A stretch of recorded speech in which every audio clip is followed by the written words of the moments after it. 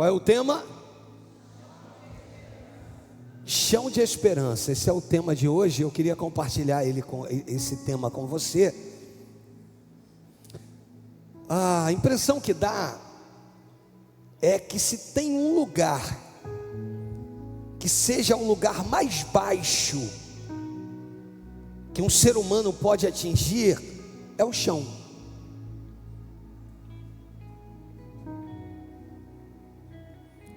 Quando eu falo em chão, eu falo no lugar mais baixo.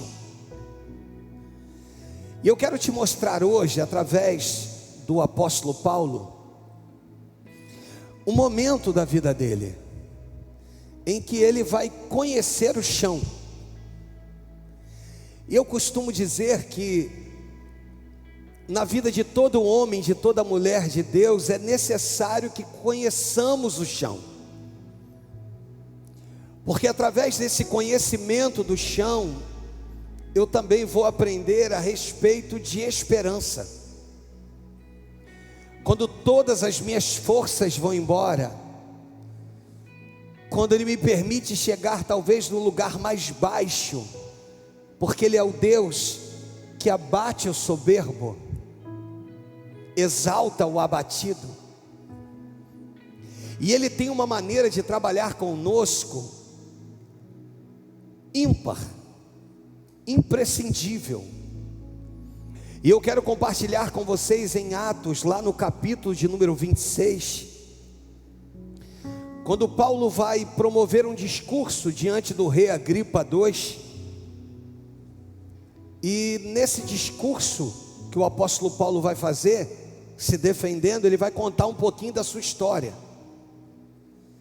E é lindo a maneira que ele trata da sua história. Eu oro primeiro: Deus e Pai, fala conosco, toma minha vida nas tuas mãos, usa-me conforme a tua vontade, é o que eu te peço no nome do Senhor Jesus. E se você crê, diga amém e amém. O texto diz assim: a seguir, Agripa, dirigindo-se a Paulo, disse: é permitido que uses da palavra em tua defesa. Então Paulo, estendendo a mão, passou a defender-se nestes termos: tenho-me por feliz, ó Agripa, pelo privilégio de hoje, na tua presença, poder produzir a minha própria defesa em todas as acusações feitas contra mim pelos judeus.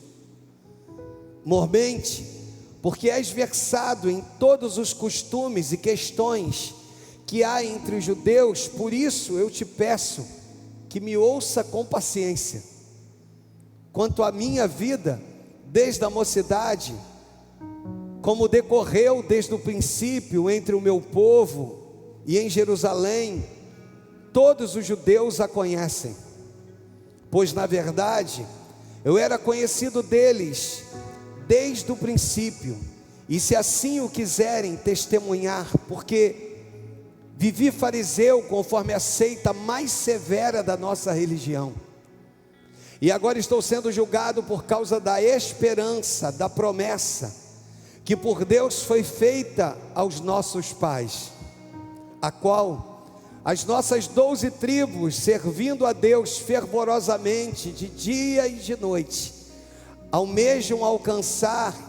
E é no tocante a esta esperança, ó rei, que eu sou acusado pelos judeus, porque se julga incrível entre vós que Deus ressuscite os mortos. Na verdade, a mim me parecia que muitas coisas devia eu praticar contra o nome de Jesus o Nazareno.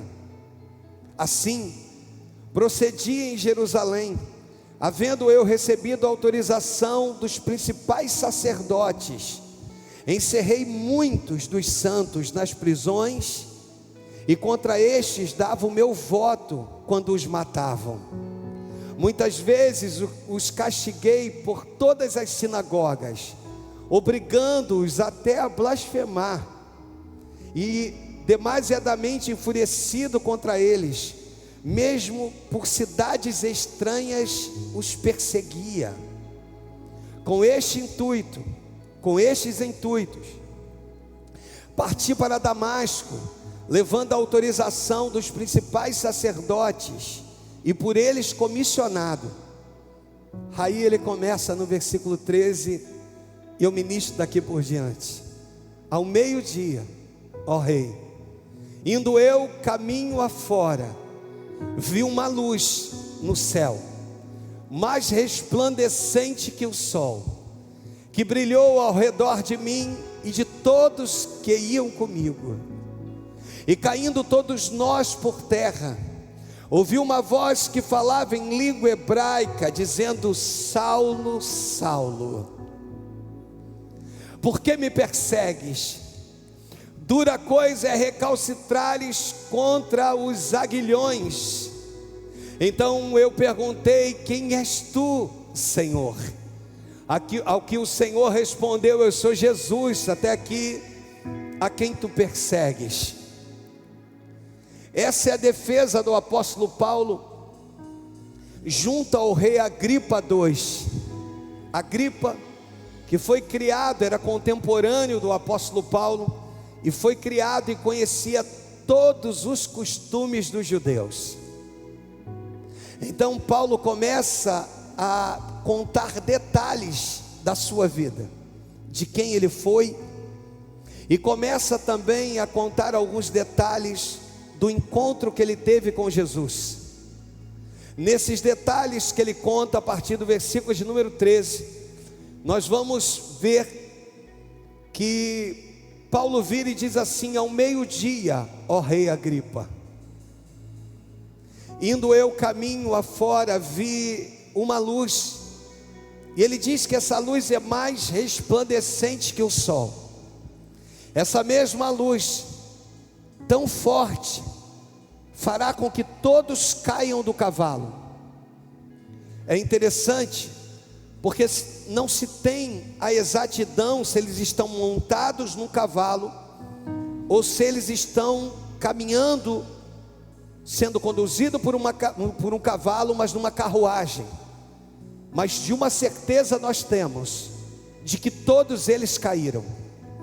E é interessante porque quando o texto diz que todos que iam com o apóstolo Paulo tiveram a queda, mostra para nós que não é o fato de termos contato com o chão que fará de nós uma pessoa diferente. Não é o fato de acessarmos os lugares mais profundos da terra que gerará em nós uma mudança. Deveria, mas não necessariamente isso acontece com todos. Parece que em específico algumas coisas estão acontecendo com Saulo de Tarso, e algumas coisas precisam acontecer comigo e com você. Não importam os outros que também caíram do cavalo e que talvez não tiveram um processo de transformação, de mudança, mas o que importa é que o Senhor agora trata com Saulo. Eu não sei se você sabe, mas Saulo vem do nome Saul, porque Saulo é da tribo de Benjamim. Benjamim era a menor tribo das 12 tribos de Israel, e a família de Quis, pai de Saul, do primeiro rei instituído, é a menor família da menor tribo de Israel.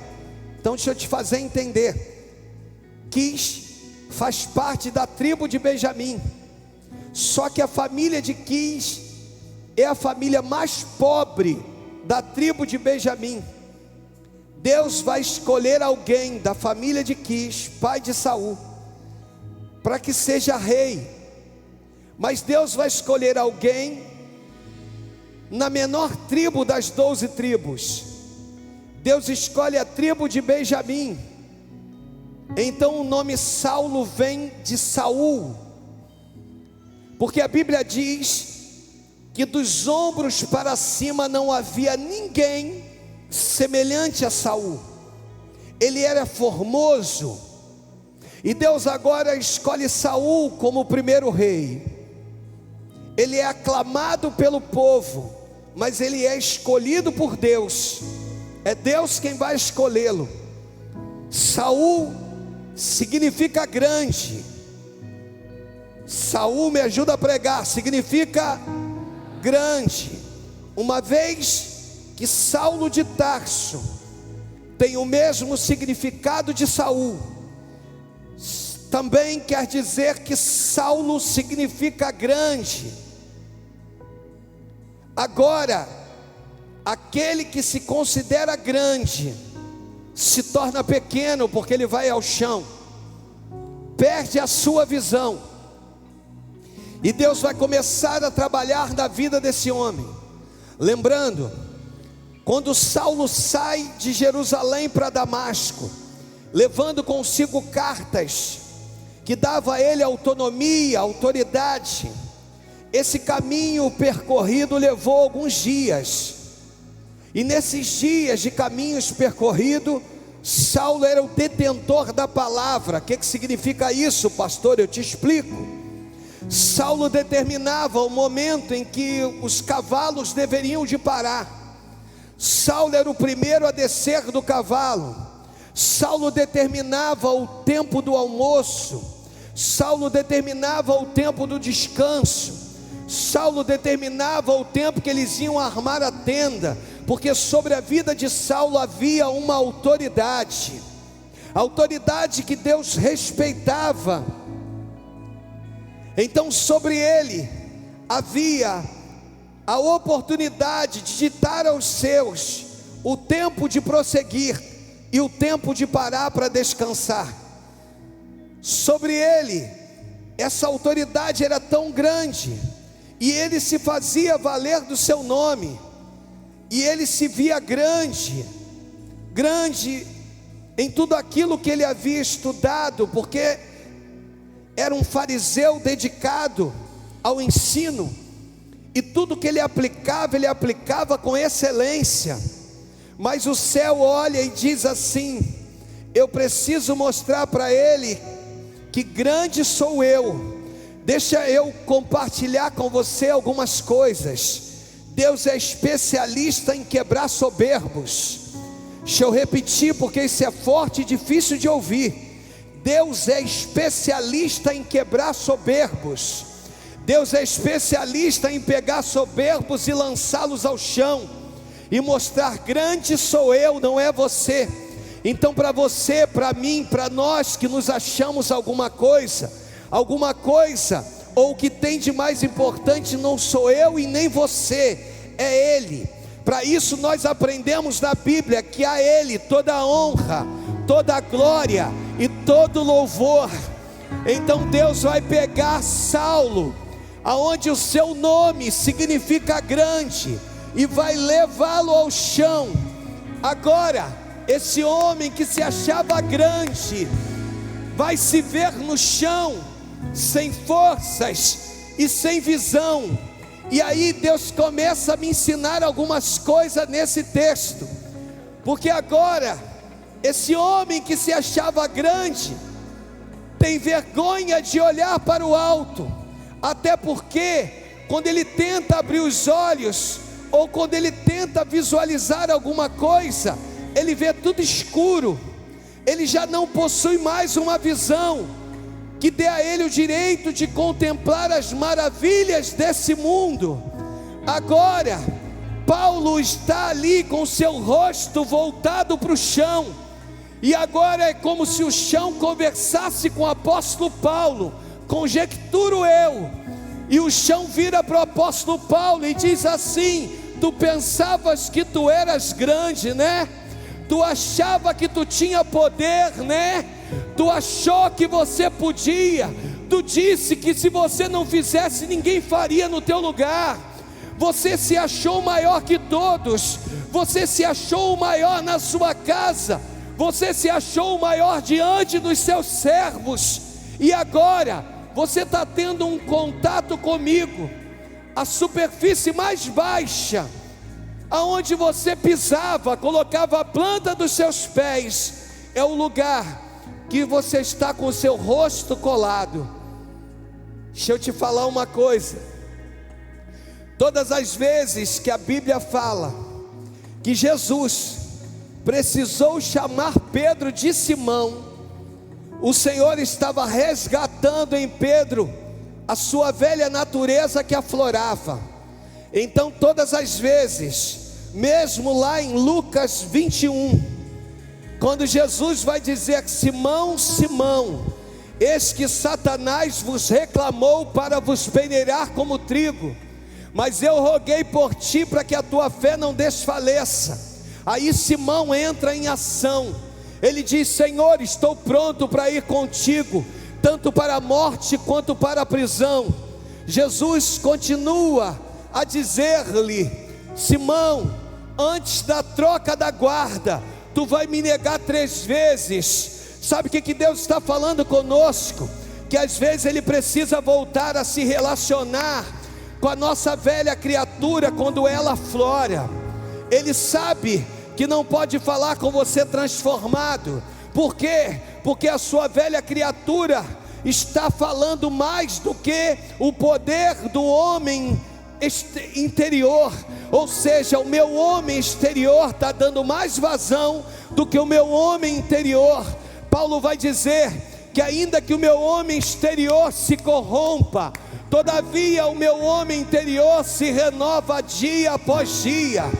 Hoje Deus quer pegar a mim e a você, quer dizer para nós que quando agora Jesus quer mostrar para Pedro de que ele ainda estava num processo de transformação, ele vai chamar Pedro de Simão. Quantos de nós aqui, irmãos, num culto de domingo à noite, ainda vamos precisar ser tratados com os rudimentos do passado, de um Deus que vai pegar e vai dizer: você ainda não foi transformado como deveria, não sofreu a mudança que deveria de ter sofrido. Agora, pasmem com isso, se nós estamos no chão, com contato com o chão, ou seja, porque houve uma queda. E aí, Kelly, é isso que me preocupa. Se as quedas que nós estamos tendo não têm sido suficiente para gerar em nós uma transformação que seja necessária para fazer de nós pessoas melhores. Afinal de contas, eu pergunto: quantas quedas mais deverão de existir para fazer de nós a pessoa que o céu quer, a pessoa transformada que Jesus quer? Quantas vezes mais o Senhor vai precisar nos parar e poder, de uma certa forma, aí algumas pessoas vão dizer: ah, porque Deus transformou o nome de Saulo para Paulo. Negativo, querido. É só uma questão cultural e uma questão geográfica. Por isso é que nós vamos chamar Paulo, Saulo de Paulo. Mas deixa eu te explicar uma coisa. Depois que Jesus trata com Saulo de Tarso, dali por diante, esse homem vai ser chamado de Paulo. Por quê? Porque Saulo significa grande e Paulo significa pequeno. A partir desse momento, o Senhor não quer mais lidar com os grandes, com os soberbos, com os altivos. Ele agora quer lidar com os pequenos, com os Paulos. E dali por diante, agora a situação vai mudar, porque Paulo não tem mais da parte de Cristo a sensação de poder ser chamado de Saulo de Tarso. Quando o texto diz que ele é como Saulo de Tarso, é ele que está contando o seu testemunho. E por 3 vezes ele conta o seu testemunho. Ele diz que a língua em hebraica dizia: Saulo, Saulo, por que tu me persegues? E aí o texto diz, no capítulo 26, do versículo 14, na parte final, que dura coisa é recalcitrares contra os agrilhões. O que é isso, pastor? São os animais irracionais que muitas das vezes davam coice em lugares pontiagudos. Então esses animais, eles davam coice em lugares pontiagudos, se ferindo. O Senhor pega E diz assim: dura coisa é recalcitrares contra os aguilhões. Até quando? Até quando o chão será necessário para promover mudanças em nós? Só que o que tem de maravilhoso é que, como a palavra exorta, edifica e consola, eu aprendo com o chão. Porque no chão a minha vaidade vai embora. No chão a minha prepotência vai embora. Deixa eu liberar algo para você aqui. Não adianta essa pompa toda, se amanhã a esposa não suporta mais e for embora. Do que valeu a pena tanto eu estou certo e tudo ao meu entorno está errado? Do que te valeu tudo isso? Se agora você olha para a cama e não vê a pessoa que você ama do teu lado.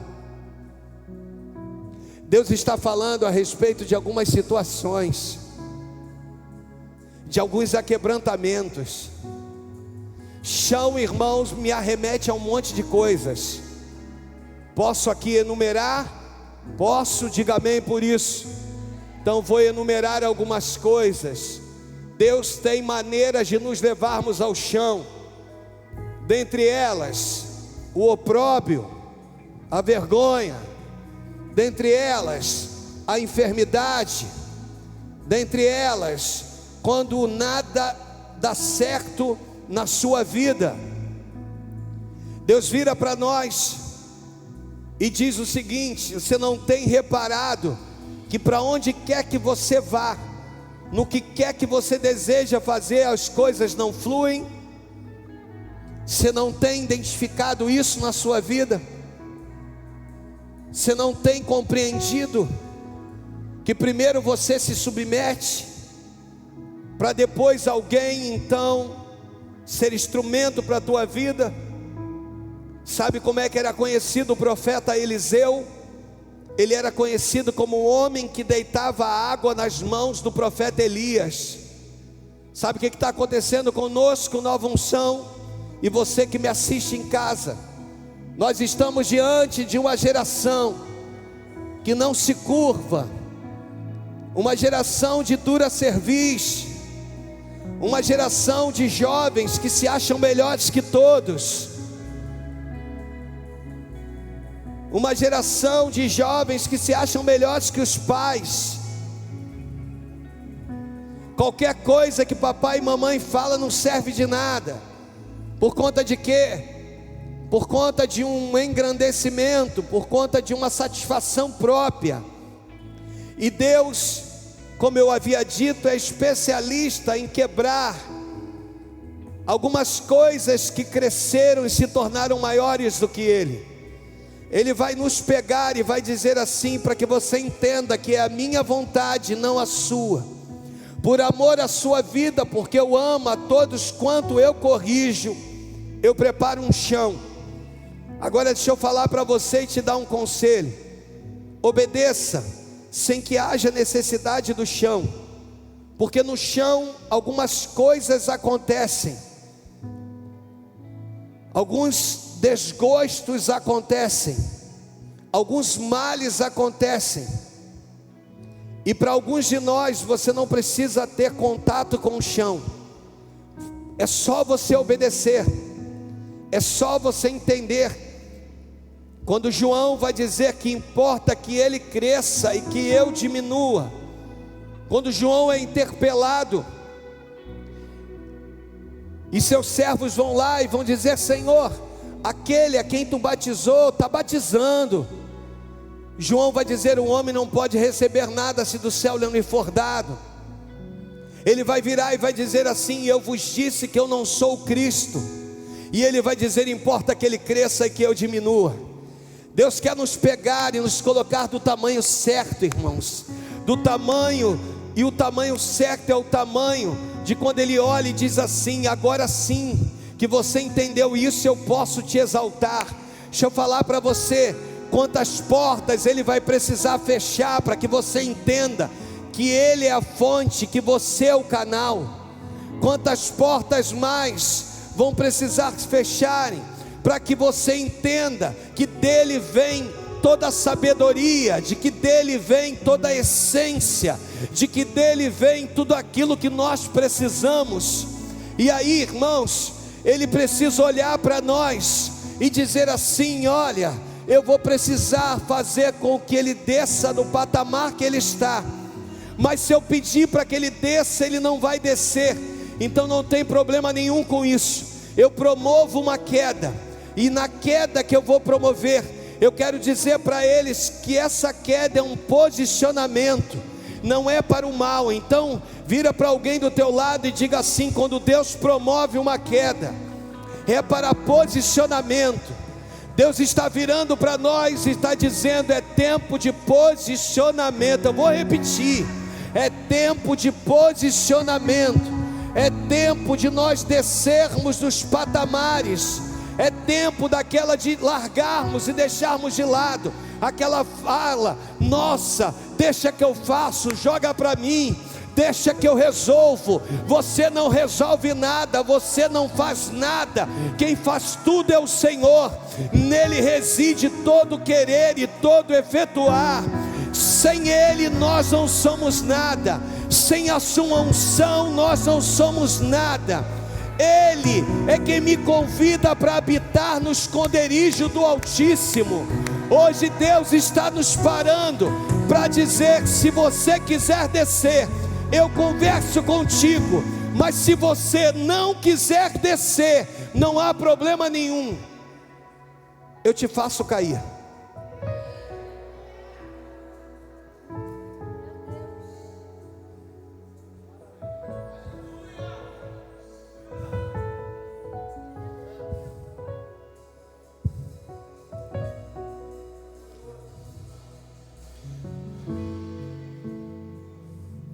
O que tem de bonito nesse capítulo 26 está lá no 19.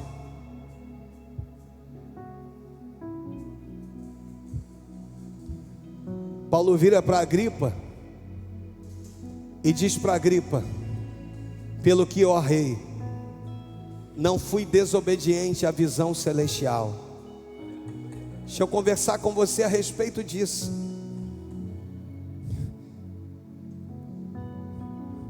Quantas vezes mais o Senhor vai precisar se manifestar? Eu estou com essa canção no coração do se manifestará. Sabe, eu tô, sabe, eu preciso falar o que Deus falou comigo. Se servir para você, você pega. Vou precisar te levar ao chão de novo.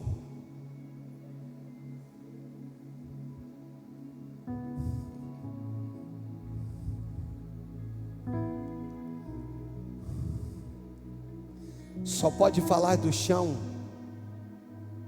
quem o conhece.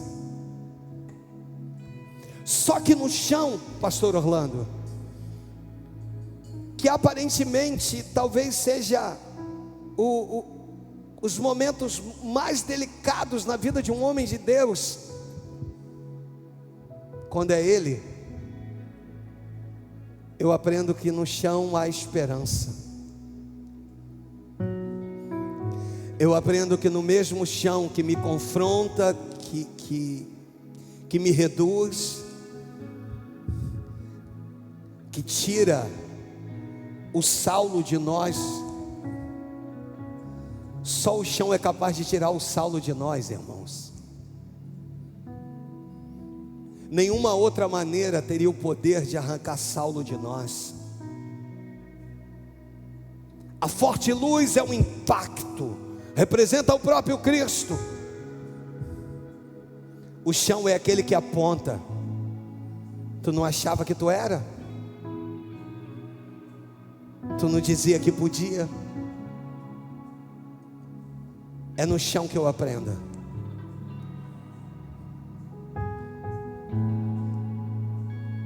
Há quem diga que, ao perceber que está cego, Saulo leva minutos, quase 1 hora, no chão.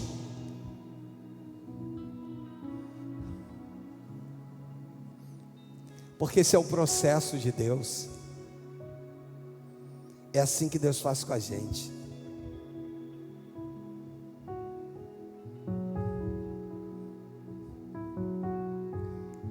Para que Ele possa se manifestar.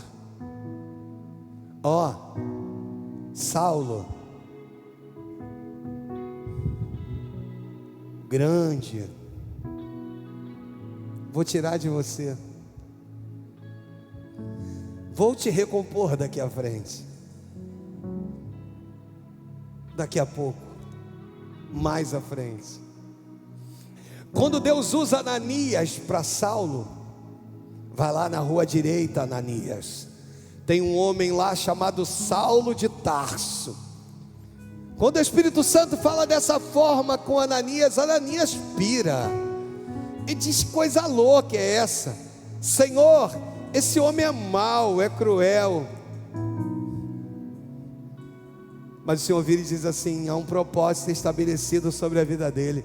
Ó, esse homem vai sofrer pelo meu evangelho, vai sofrer pela minha obra.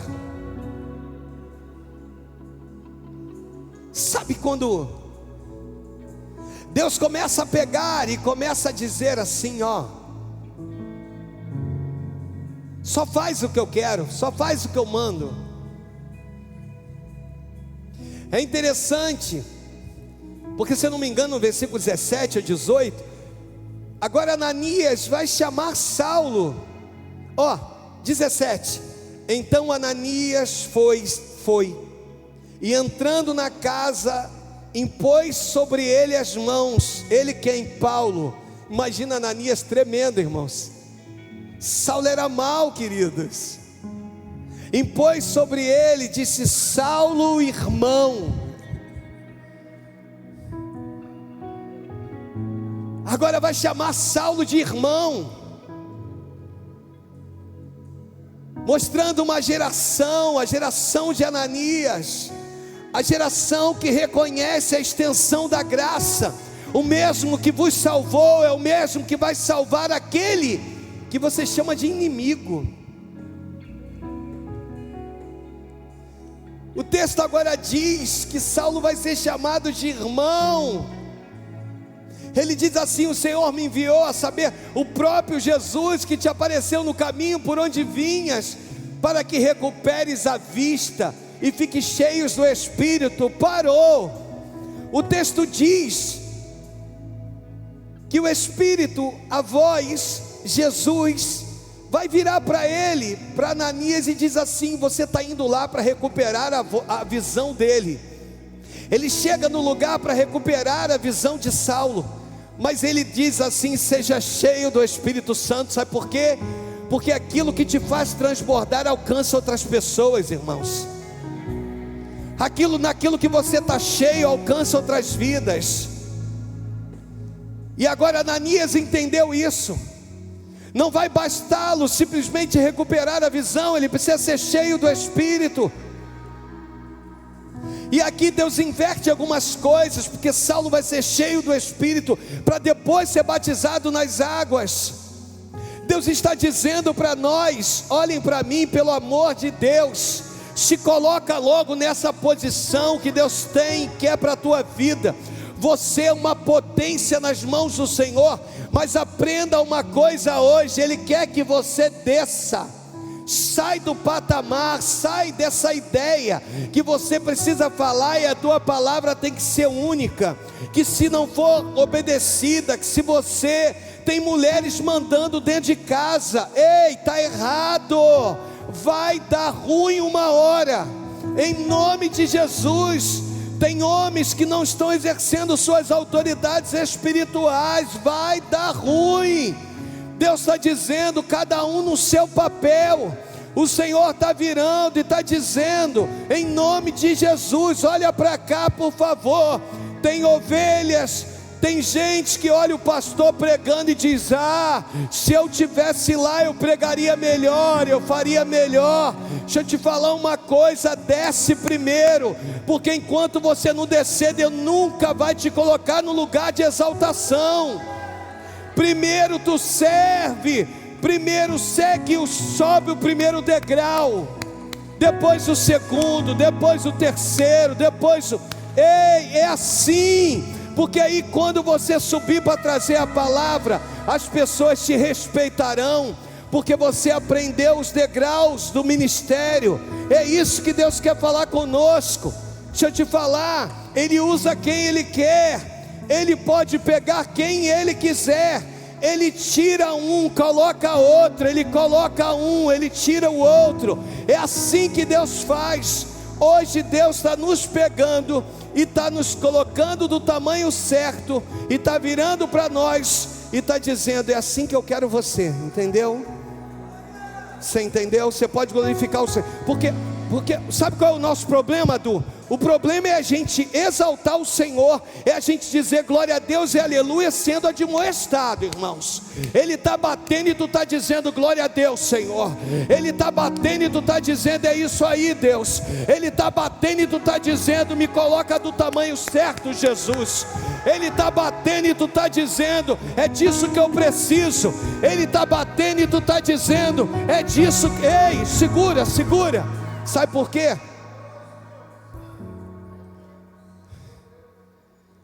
Porque grandes homens de Deus vão precisar de outros grandes homens de Deus que tenham a coragem de dizer: pare. Aí alguns vão dizer é perseguição. Não tem perseguição nenhuma, é visão. Porque se nós estivermos no tamanho certo,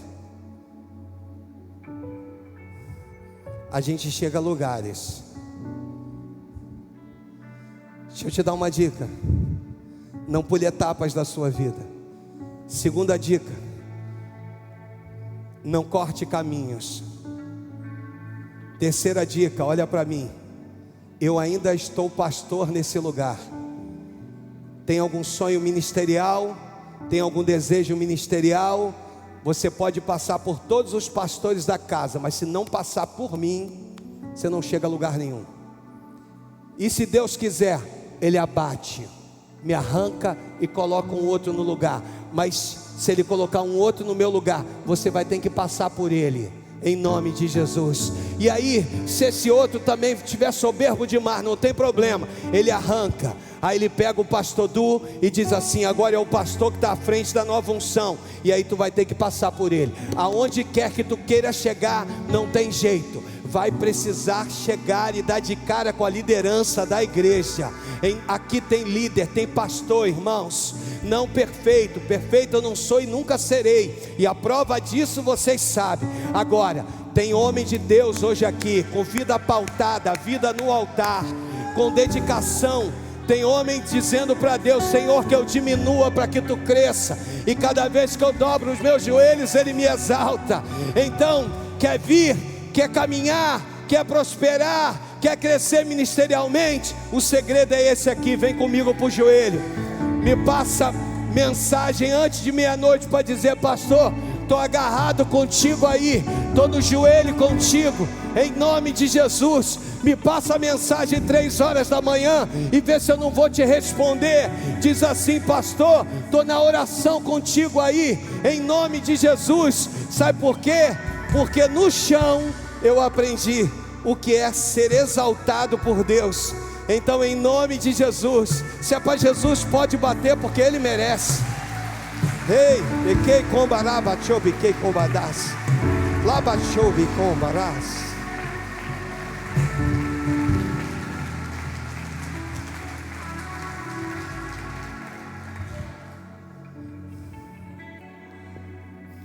Oh, coloca o início da canção.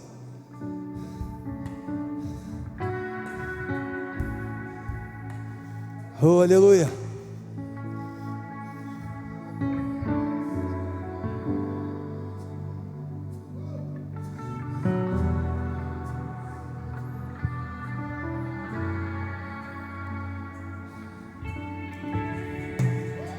Aleluia!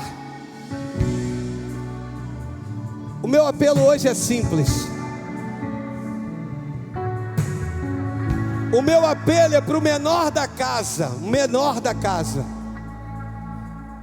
Os discípulos começam a brigar entre si. Quem será o maior? Quem vai se sentar à sua esquerda? À sua direita? Jesus vira e diz assim: ó, para ser maior tem que ser menor que João Batista. Se ficasse só nisso, estava bom demais. Em outra feita ele vai dizer assim: quem é o maior numa festa? É o que serve ou o que é servido? Os discípulos: ah, Senhor, o maior é o que é servido. Aí ele vira e diz assim: mas eu vim para servir. Meu apelo é simples demais. É para você que não vai ficar de pé só por conta, se eu ficar sentado as pessoas não vão me entender. De coração, paga a sua conta. Chora contigo todas as vezes que você está chorando? Acredito que não.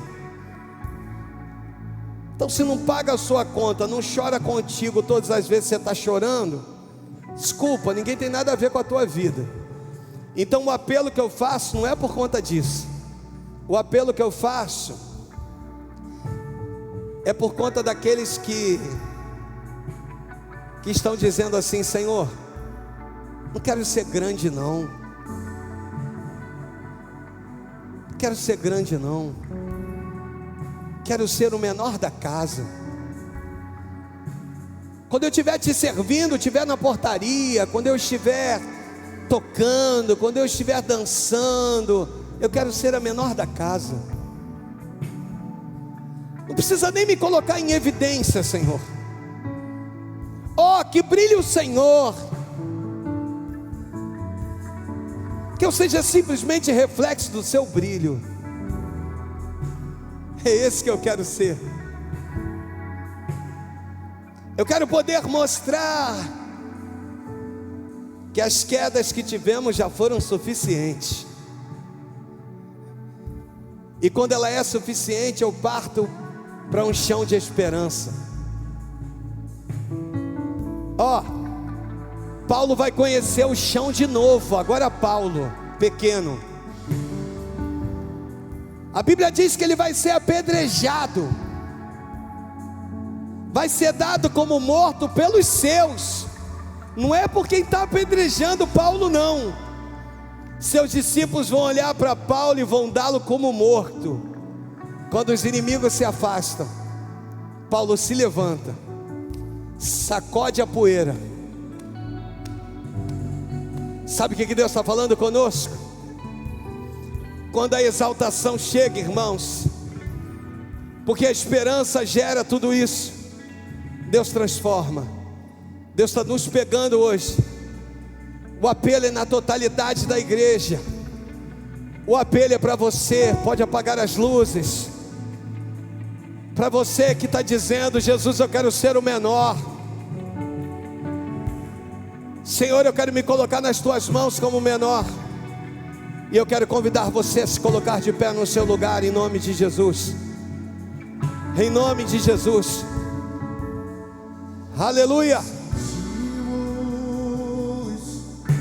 Com a glória nesse lugar,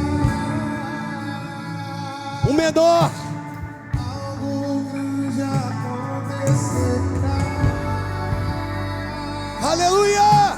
Ativa o sobrenatural.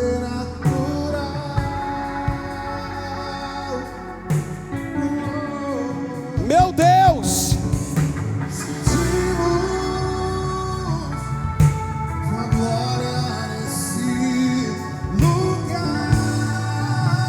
Quando você entende isso,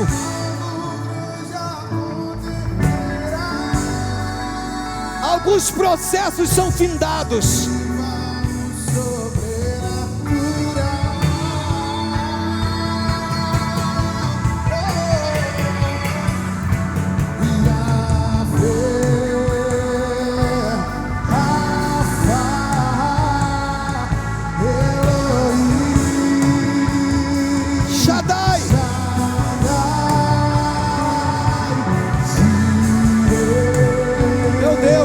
processos.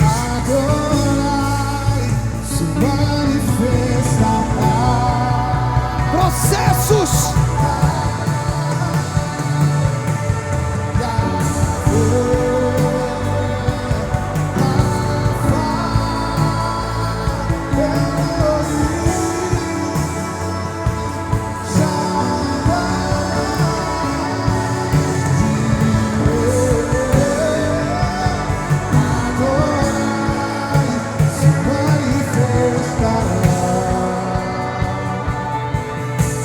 Sabe o que Deus me fala? Muito em particular com a minha vida. Diz assim: quando você entende isso, sabe aquele laudo que você recebeu? O processo é findado. Deus vira e diz assim: ei, chega. Se a enfermidade veio para te dar um baque, para te colocar na posição, quando você entende, a enfermidade vai embora, processos dolorosos vão embora. Deus está dizendo: é tempo de erguer a cabeça. Você está entendendo? Em nome de Jesus, ergam a cabeça de vocês. Deus está falando do fim de processos. Aleluia! O nome dele vai ser exaltado através da tua vida. Em nome de Jesus, cante conosco. Oh! Sentimos tua glória nesse lugar. Algo grande acontecerá. Aleluia! Se ativa sobrenatural.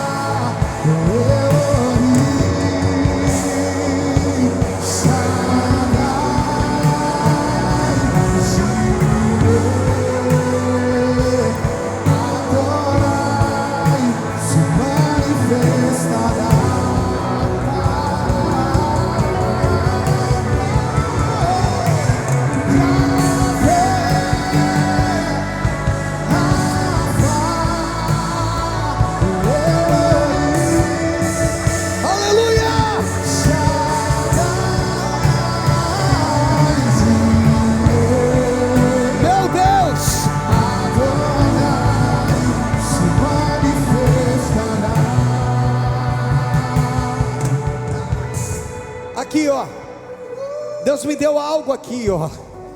1 Reis, isso, vai que a gente vai nisso aí, para terminar agora.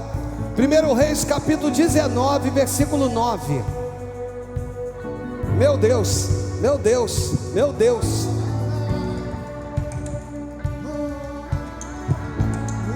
Leia comigo, leia comigo. Até a segunda vírgula, vai. Vamos, até a segunda vírgula, vai. 1, 2, 3, vai.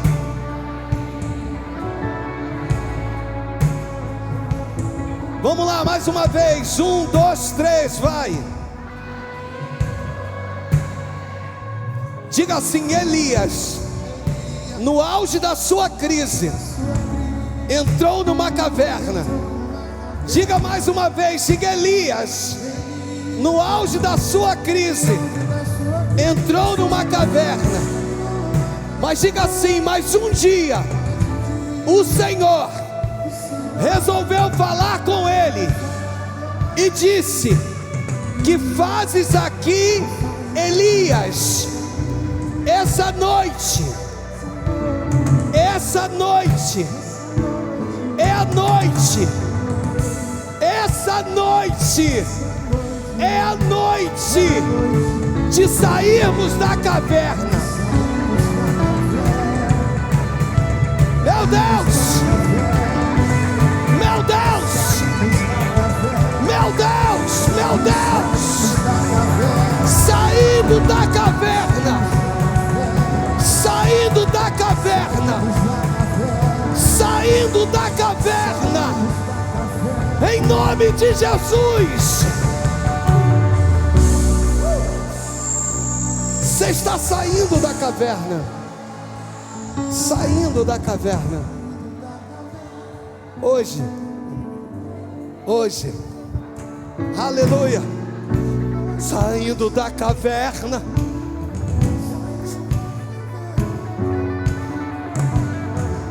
Nova unção. Nova unção. Nova unção. Saia da caverna. Saiam da caverna e entrem debaixo da manifestação dos céus.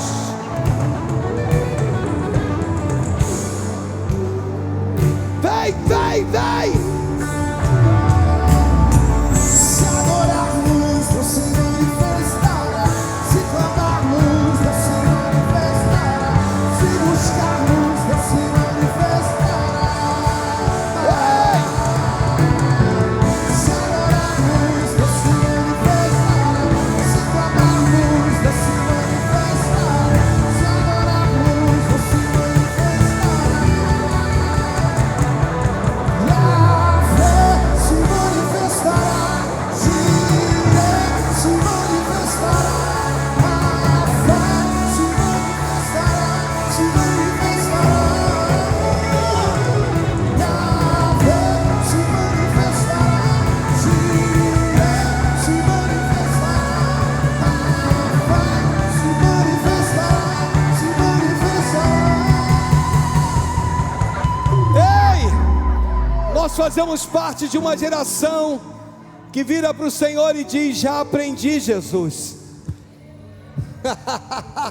Já aprendi, Jesus. Amém, irmãos? Hoje nós não temos cantina.